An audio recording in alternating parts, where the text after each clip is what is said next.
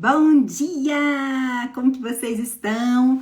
Mais um dia de live, junto com o Núcleo Elizabeth Lucas, oficialmente aí já está no ar desde a semana passada e com muita alegria que estamos aqui hoje para conversarmos sobre essa autora tão preciosa, né, que é a Elizabeth Lucas, encantadora, que enriquece aí a nossa prática clínica. Então, muito gostoso estar aqui com vocês. Vou esperar o pessoal começar a entrar, esperar a Adriana chegar também, para a gente poder aproveitar esse tempinho nosso de live e discutir o livro. Deixa eu pegar aqui enquanto a Adri ainda não chega. Deixa eu avisá-la que a gente já entrou. Ela acabou de estar aqui. Ó, vou te chamar, Adri. Nós estamos estudando esse livro aqui, Prevenção Psicológica, da Lucas. E quem tiver o livro na mão, o capítulo que nós vamos ler hoje é 4 atitudes pessoais propensas à crise. Gente, a live hoje tá topíssima. Segura aí, fica comigo. Deixa eu só chamar a Adri pra gente poder começar. Adri, você tenta mandar o convite pra mim? Porque eu não tô conseguindo mandar pra você.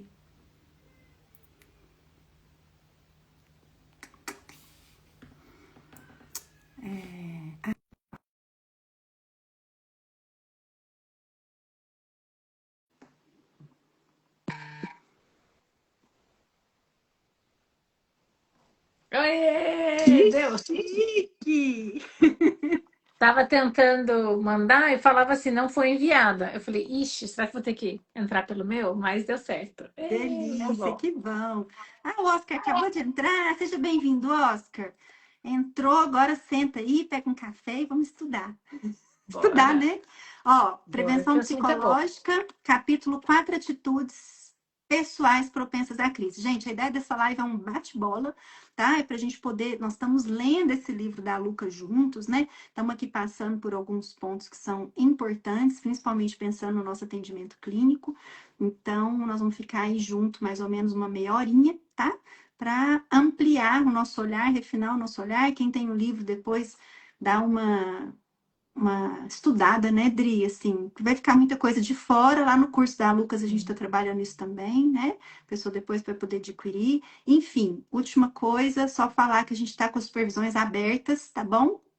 Vamos começar semana que vem, supervisão baseada nos estudos da Lucas, tá? Metodologia da Lucas, é aquilo que a Adriana já terminou a formação dela, né? Adri está fazendo supervisão, né? Estamos no finalzinho. Tô muito legal a proposta que eles fazem. A gente vai trazer meio que essa mesma estrutura, né? Então, representar, né? Aqui no Brasil, já que é tão desafiador para conseguir, é longo, é um investimento muito alto e relativamente inacessível por conta também do inglês e dos horários, né? Então, assim, vamos contribuir, retribuir o que a gente está recebendo, né? Contribuindo para as outras pessoas através desse grupo de supervisão, que é o primeiro, não só grupo, mas um primeiro projeto do nosso núcleo. A gente tem outras ideias muito legais. Está sendo feito com todo carinho, né, Lu? A gente tem Sim. pensado nos detalhes, o que que seria interessante para vocês. Então, tá bem caprichado. Mas bora lá falar Sim, então das 4 bora atitudes lá. e depois a gente aproveita e fala Sim. mais da supervisão. Dri, esse é um dos capítulos que eu mais amo do livro. Assim, eu acho ele, assim, o livro é encantador, mas esse capítulo ele é muito prático, ele fala muito com a nossa vida. Então é muito fácil ler e já pensarmos nos nossos pacientes, inclusive nas nossas discussões a gente trouxe alguns estudos de caso, né? Vocês vão ver isso aqui agora Uhum. durante a live também. E achei interessante porque lá no comecinho do livro, a Lucas ela traz um questionamento que é assim: a gente geralmente nós temos sugestões de como que nós cuidamos do nosso corpo, por exemplo. Então, eu sei que eu tenho que escovar meus dentes, né? Depois das refeições. Eu sei que eu tenho que tomar banho, né? Porque, então, assim, enfim, eu sei que eu tenho que fazer exercício, atividade física. Então, ela fala que é muito fácil, a gente vê isso no cuidado para o corpo, que são cuidados muito objetivos que precisamos ter e que nós não vemos isso no cuidado da alma. Então, lá no começo do livro, a Lucas faz uma pergunta, fala: será que daria para a gente ter algum tipo de modelo para uma prevenção psicológica, né? Daria para a gente pensar um pouquinho sobre isso, para prevenir crises. Como que a gente previne crise? Então, aqui nesse capítulo, ela vai trazer sobre essas 4 atitudes que nós temos e que a gente vê no nosso paciente, né? Muitas vezes, que são propensas à crise. E aí eu quero convidar todo mundo que está aqui, primeiro para a gente olhar para nós mesmos, né? E olharmos para os nossos pacientes também. E aí é interessante porque ela traz uma divisão que Viktor Frankl faz disso, né, Dri? Que são duas subcategorias, quando a gente pensa nessas atitudes que a gente tem propensa à crise. Então, ela chama isso de má atividade ou má passividade. Tem um outro autor que faz um pouquinho diferente, né, Dri? Eu quero te escutar sobre O isso. Efrem Martínez, quando você vai procurar, ele é um colombiano, o material dele só tem em espanhol, então quem quiser tiver interesse, essas e outros detalhes e peculiaridades do universo da logoterapia, a gente vai falar muito lá no grupo, viu, gente, da supervisão. Tem muita coisa, mas a gente vai entrar aqui. Então, o Efrem ele vai trazer isso de uma forma muito mais ampliada e quando você, no meu caso, né, eu li o Efrem primeiro, e aí eu achava, nossa, que legal que esse cara fez. Aí depois que eu fui, nossa, não, ele só pegou o que Frank colocou e ele vai trabalhar. E ele vai usar um termo que eu acho que é mais atual, fica melhor pra gente do que má atividade, parece que é um português ruim. Então ele vai colocar a atividade inadequada, passividade inadequada.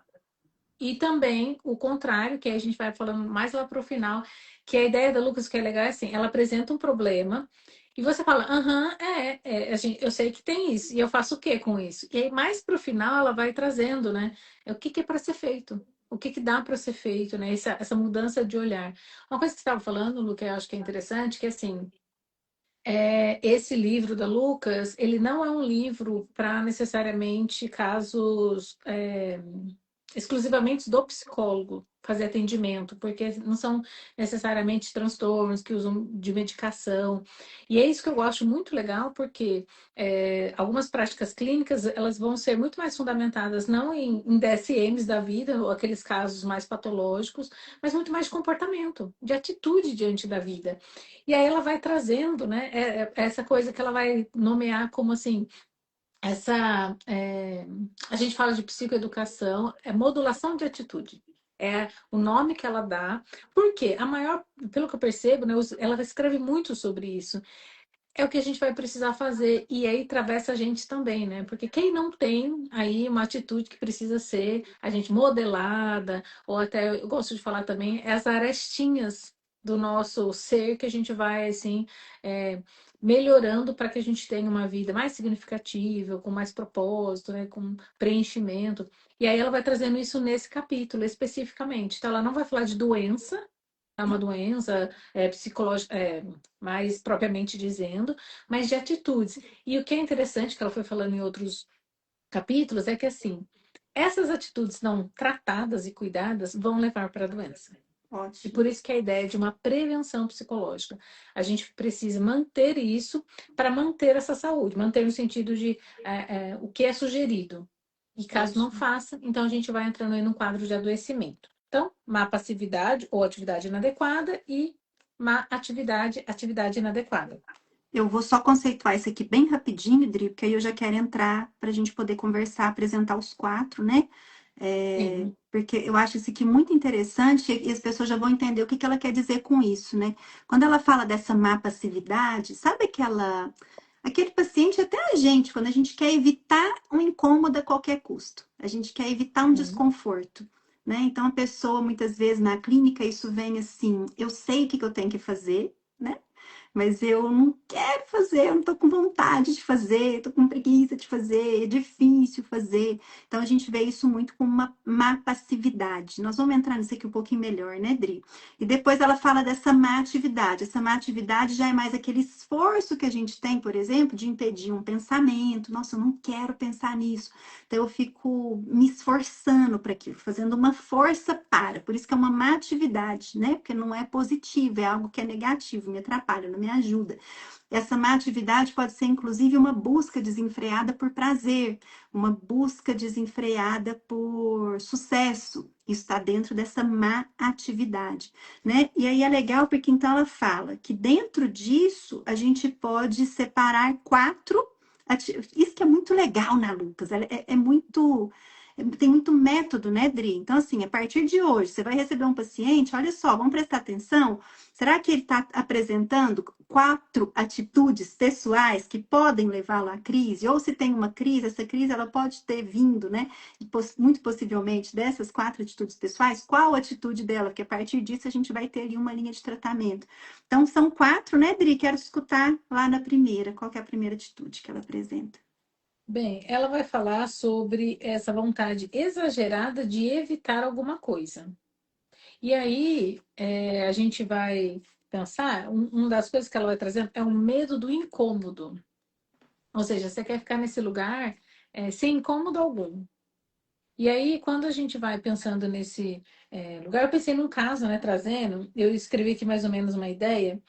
M, 32 anos, procura psicoterapia, falando que está com ansiedade, de situações sociais e profissionais. Como que esse comportamento dessa vontade de evitar, exagerada de evitar alguma coisa, vem nesse caso? Evita reunião importante, que precisa no trabalho, pede para os colegas apresentar, falar por ela, decidir, finge estar doente em dias muito críticos. Então, assim, ela está tão assim, ansiosa em relação a ambientes profissionais e sociais que ela começa esse exagero, sabe? Ela não ter essas interações. Qual que é a ideia ali por trás? Se eu evitar, isso vai me ajudar, vai ser melhor, eu vou dar uma descansada, ou vou me recuperar, alguma coisa assim. Só de eu pensar, eu já estou ficando angustiada. Então, a gente tem muito esse lugar hoje de que, assim, nossa, se está sofrendo, tem alguma coisa errada. Ou se está, né, sendo doloroso, se tem que ter muito esforço. Gente, não é por aí. Às vezes é muito mais pelo contrário, né? Então, a gente vai, ela vai ter essa sensação de que está resolvendo a situação, porque a ansiedade está ligeiramente menor, mas isso vai estar, na verdade, aumentando o problema dela a médio e longo prazo. Então, ele vai trazendo aí esse primeiro, e a segunda, depois eu vou trazendo o meu caso aqui, né, nesses exemplos. Segunda vai falar sobre o que, Lu?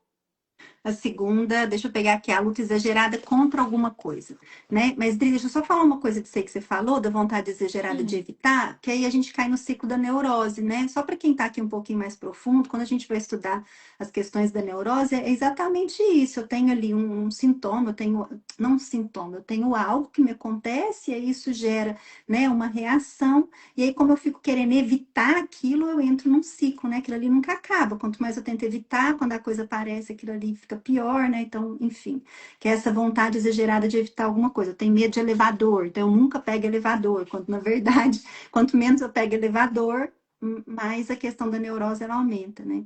Então, depois ela vai falar sobre a vontade de exagerada, a luta, né? Contra alguma coisa. Nossa, isso aqui é muito vontade, luta exagerada contra alguma coisa. Deixa eu ver onde que eu tô, Dri, peraí. Peraí, tô me na perdendo. hiperintenção. Ah, tá, é verdade. Ela, inclusive, vai falar a questão do perfeccionismo, né?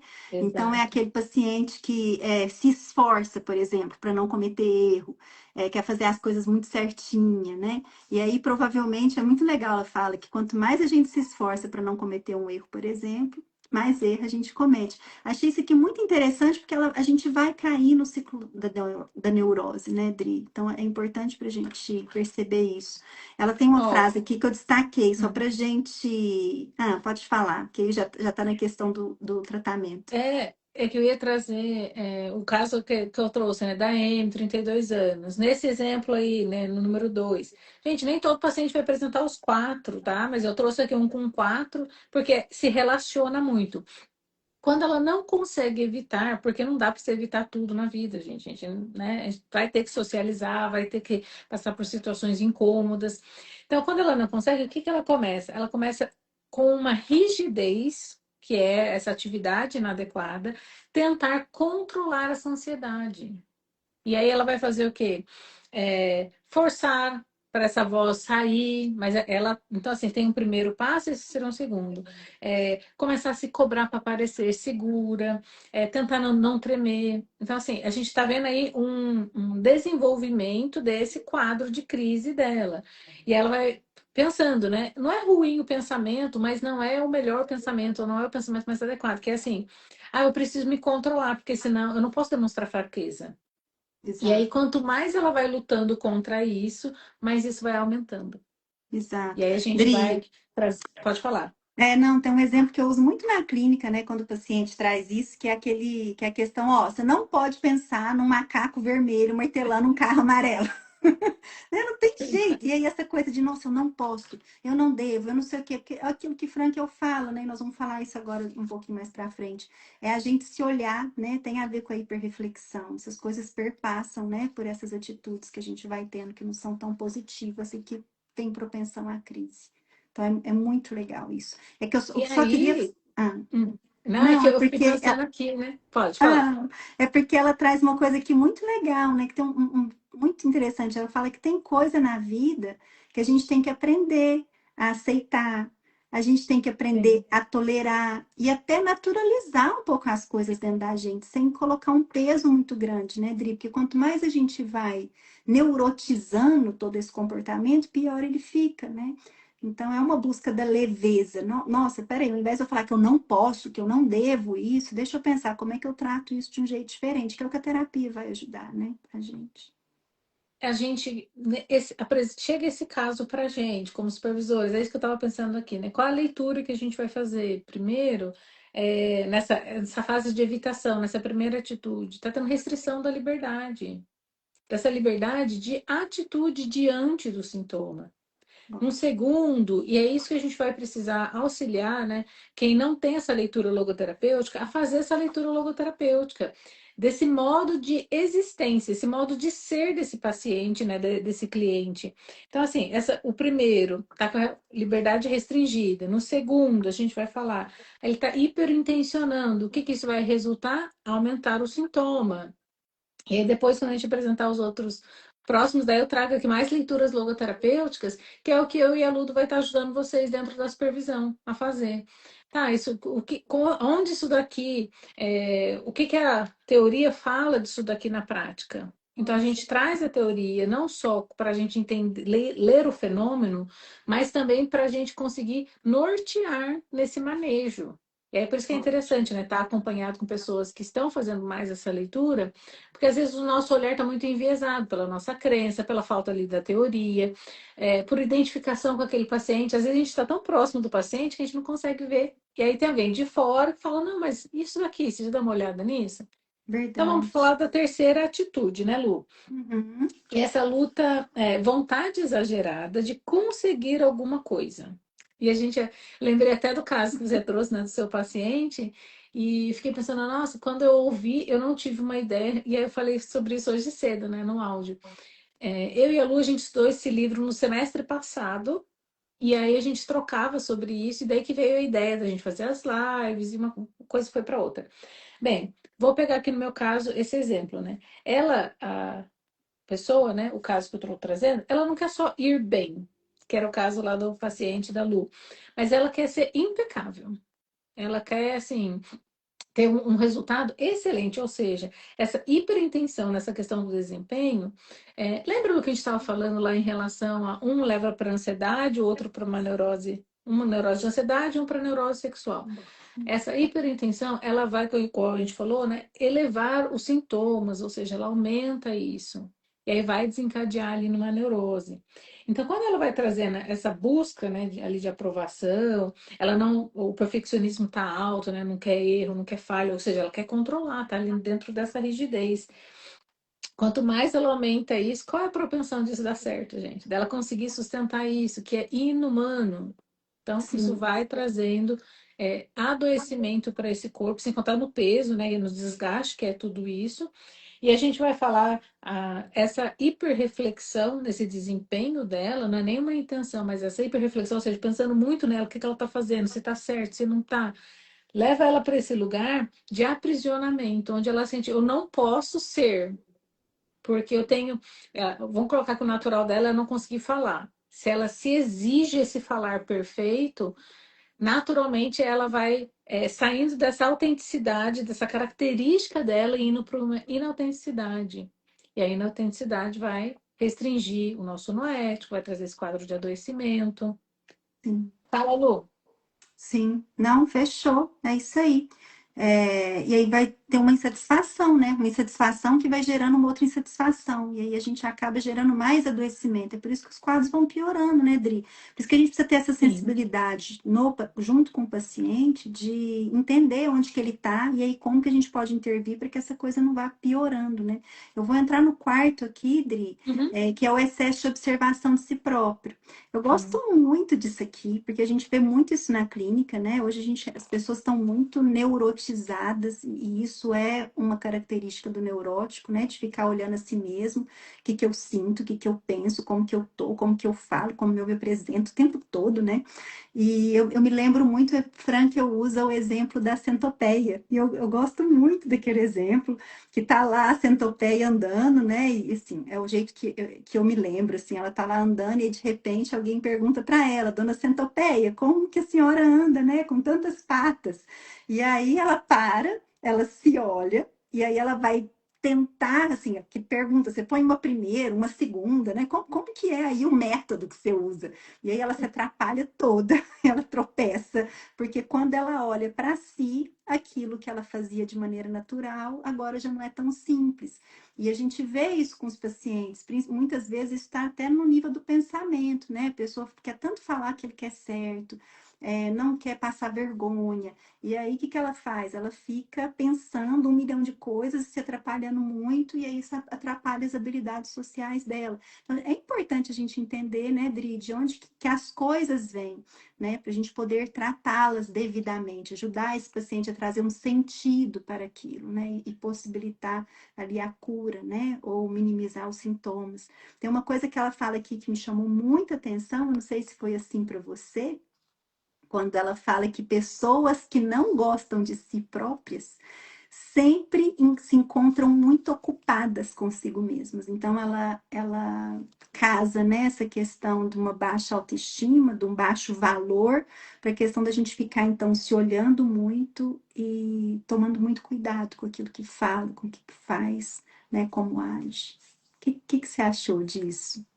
Não, quando estava falando ali da centopeia, você trouxe Frankl e eu vou trazer o professor Cláudio Garcia Pintos. Ele traz aí uma reflexão dos tempos atuais, porque, igual você falou, hoje as pessoas estão muito mais neurotizadas, pensando em si. E aí o exemplo a metáfora, a analogia que ele vai trazer é do celular como o espelho da Rainha Má, do A Branca de Neve. Ele fala que ela vai até o espelho e fala quem é mais belo do que eu, nananã.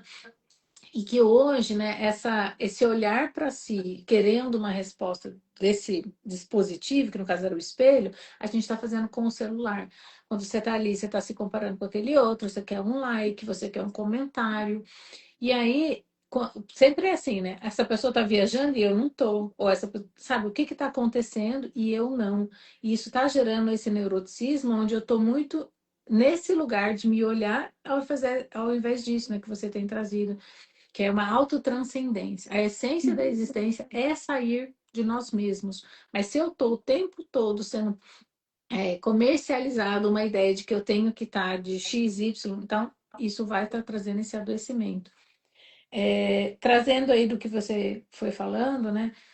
Eu vou vendo muito esse esvaziamento da pessoa. E esse esvaziamento, né, vai carregando aí para esse vazio existencial, esse modo de viver artificial, sem propósito, sabe, sem um para quê. E aí a gente vai trabalhando com o que a gente pode, né, trazer aí para esse quadro, né, que a gente está vendo. Primeiro a gente vai fazer essa orientação em direção a as atitudes adequadas, seja uma atividade adequada ou uma passividade adequada. Tem uma coisa que a gente não falou, Lu, que está na página 112, que eu achei muito marcante, eu falei essa semana sobre isso com meus pacientes, que ela vai falar assim sobre essas atitudes propensas às crises, né, que as pessoas vão fazer. Ela vai colocar que sempre, em cada caso desse, vai faltar disposição para alguma coisa. Ah, Essa verdade. coisa da gente estar tanto olhando para a gente que eu não estou disponível, eu não tenho disposição para fazer. E ela cita 4 exemplos. E eu achei muito importante isso daqui. Disposição para se superar. Ou seja, eu posso estar olhando para mim, mas eu vou abrir mão disso, né? No sentido, não, vamos superar, vamos, sabe, melhorar a mim mesmo. E ontem eu falava sobre isso no atendimento e a pessoa falou assim: ah, mas pra quê? Eu falei: ah, então você quer ser lembrado desse jeito? Exato. Exato. Né? Então, assim, a gente vai instigando isso. Nossa, se dá para ser melhor, por que não ser melhor, né? Por que não evoluir? Segunda, disposição para perdoar. Essa daqui, nossa, mas eu tô. O senso, assim, para mim, muito mais egóico, né? De justiça. Não, mas eu tô certo, e eu vou ter que perdoar essa pessoa. Então, terceiro, essa daqui, eu falo que só vai piorando, né? O nível de dificuldade. Disposição para renunciar. Gente, tudo pode estar certo, pode, nananã, mas tu vai ter que abrir mão em prol, né? Assim, do coletivo, do outro, da saúde mental. E assim, as pessoas não estão tendo mais disponibilidade para isso, intenção. E aí, por último, que vem isso que a gente estava falando, né, da centopeia, tarará. Como que, e Franca vai falar, como que a centopeia consegue caminhar? Quando ela esquece dela, quando ela Exato. não pensa nos pezinhos dela. E essa é a última disposição que ela fala, disposição para esquecer-se de si próprio. Nossa, é Se eu estou incrível isso. constantemente olhando para mim, o que que eu estou pensando, o que que eu estou sentindo, o que que eu acho, o que que eu quero, o que que eu tenho direito, é uma coisa que a Lucas também vai trazer. A gente não tem direito a nada, tudo é graça. Só Sim. que hoje, com os direitos, não sou contra as campanhas de direitos das minoridades e tudo mais, gera nas pessoas essa hipersensibilidade. O que mais, Lu? Pra gente já encerrando, que nosso tempo Ai, já tá indo, Dri, né? não, nosso tempo já foi. Mas deixa eu só falar uma coisa que eu fiquei pensando, né? Eu fiz um atendimento semana Hum. passada aqui na escola e uma adolescente de 17 anos. E aí, ela tem uns 4 movimentos também, então isso já é muito desenvolvido há muito tempo, passou por muita terapia. E as terapias anteriores sempre trataram todas as questões dela como trauma. Então ela sempre ficou muito na questão do passado e do trauma, né? Inclusive, é um caso que eu quero levar para supervisão clínica na semana que vem, né? Que semana que vem, gente, quem for Isso. participar do grupo de supervisão, eu e a Adri que vamos levar caso, tá? Então, nós vamos estar lá junto apresentando para vocês. Então, o caso dessa mocinha é um caso que eu quero levar para vocês entenderem. Mas só para finalizar, foi interessante porque ela falou assim para mim: eu só quero ser feliz. Eu falei assim, como assim só quero ser feliz? Ela falou assim, tudo que eu quero é ser feliz, tudo que eu busco é ser feliz. Então, e ela começou a falar dessa busca desenfreada dela, né? Dessa vontade forçada da felicidade. E nisso, a vida vai passando porque ela não consegue acessar as pequenas coisas do dia a dia dela, porque ela está com um olhar tão focado naquilo que ela não tem, né? Focado nela também. Então, ela olha como que eu estou sentindo, como que eu estou porque eu mereço, eu preciso, é isso que eu tenho. E aí a gente entrou nessas discussões. E você foi falando aí, Dri, eu fiquei pensando que uma tarefa da terapia, né, do terapeuta, é a gente se equipar, ser esse canal de luz, né, iluminar, a gente entender aqui todo esse percurso do paciente, aquilo que pode estar acontecendo na vida dele, para que a gente jogue luz e traga virtude, traga valor, traga, né, apresente as possibilidades de sentido para ele para que então assim a gente acenda a esperança, porque muitas vezes ele age daquele jeito não porque só apenas porque ele decidiu, porque é claro que o homem é sempre um ser que decide. E a gente toma uma decisão, inclusive, na ignorância, né? Mas é muito melhor a gente tomar uma decisão baseada no conhecimento e no entendimento das coisas do que ficar tomando decisões ignorantes, né? Então, a gente tem essa tarefa de ajudar esse paciente a iluminar a consciência para que ele tome decisões melhores. É assim que eu Isso que a encerro. Lu trouxe, né? Que a gente vai trazer lá na supervisão, trazendo aqui rapidinho no caso que eu apresentei. Como que a gente trabalharia isso? Uma intenção paradoxal, onde ela aceitaria esse sintoma, vou tremer, vou gaguejar, vou me sentir insegura. Então, ela vai permitir que esse sintoma venha ao invés de tentar restringi-lo.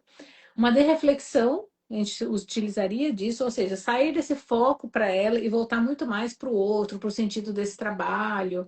E aí também uma reorientação de sentido, né? Ela trabalhar esse para quê? Para que ela está fazendo as coisas que ela está fazendo?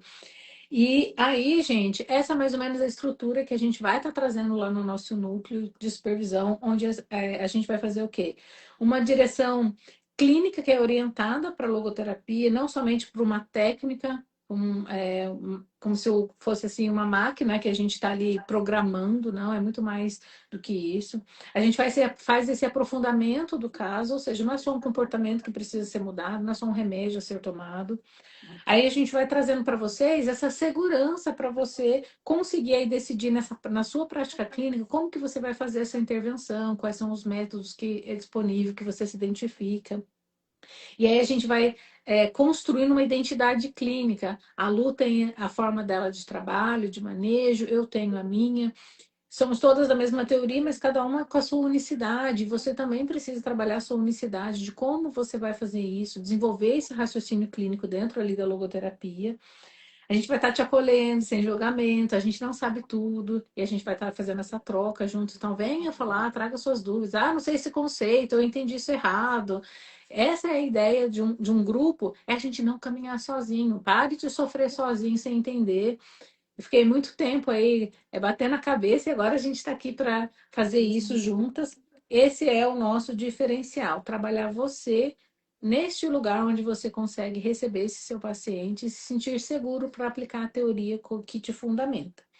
Vem participar com a gente, as inscrições estão abertas, a gente já começa sexta que vem. Primeiro, é aquela coisa, tem uma expressão no inglês, first come, first serve, que é quem chegar primeiro, apresenta primeiro, quem chegar por último, apresenta por último. Então, a gente vai apresentar para vocês terem uma ideia de como que é e também para enriquecer essa prática. Depois vem os nossos alunos e aí vem novidades e vantagens para quem estiver participando do núcleo e da supervisão. Certo, Lu? Lindo, Dri, perfeito, ótimo. E amei. Hoje foi excelente. Ela aprofunda mais muitos tópicos aqui, né? Inclusive com as receitas daquilo que precisa ser feito, e a gente depois passa isso lá no curso da Lucas também para vocês. Gente, beijo grande até sexta-feira. E quem Beijo. tiver interessado aí na supervisão, o link tá na bio, né, Dri? Tá na Certo, bio isso mesmo. do núcleo, acho que tá No no nosso núcleo, pessoal também. Tá no meu pessoal também. Então tá, tá bom? beijo. Fica com Tchau, Deus. pessoal. Tchau.